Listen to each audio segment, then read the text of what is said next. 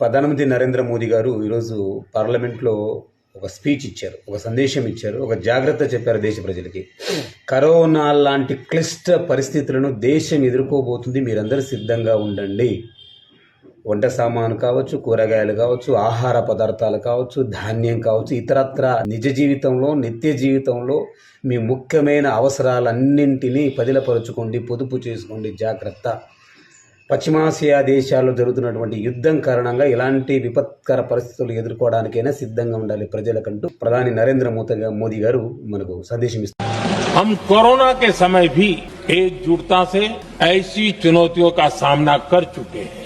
अब हमें फिर से उसी तरह तैयार रहने की आवश्यकता है. धीरज के साथ, संयम के साथ, शांत मन से हमें हर चुनौती का मुकाबला करना है.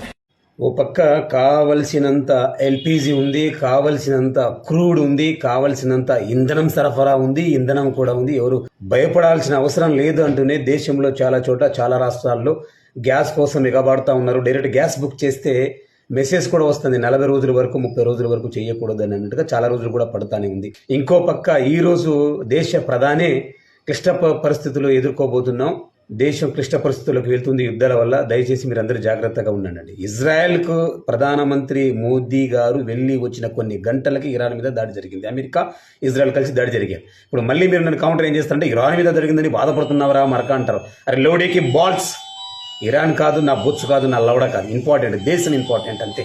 కానీ ఈ విషయాన్ని మన విశ్వగురు మన ప్రధాని గారికి తెలియకుండా జరిగిందంటే మాత్రం 140 కోట్ల ప్రజలు ఎవరు కూడా నమ్మరు. ఎందుకంటే మనం విశ్వగురులం, మన మోదీ గారికి మన దేశ కెపాసిటీ అటువంటిది అనమాట. కాబట్టి అప్పుడేగిన ఆ రోజున్నే దేశ క్లిష్ట పరిస్థితుల్లోకి వెళ్తూ ఉంది, ప్రపంచం మొత్తం యుద్ధాల సైడ్ వెళ్తూ ఉంది. మనం జాగ్రత్తగా ఉందాం, మన అవసరాలను ఇలా చేసుకుందాం, పొదుపు చేసుకుందాం అంటూ ముందస్తు చర్యలు ప్రధానమంత్రి నరేంద్ర మోదీ గారు దేశ ప్రజలను ఉద్దేశించి తీసుకుని ఉన్న జాగ్రత్త చేస్తుంటే మరింత అయ్యేది కదా.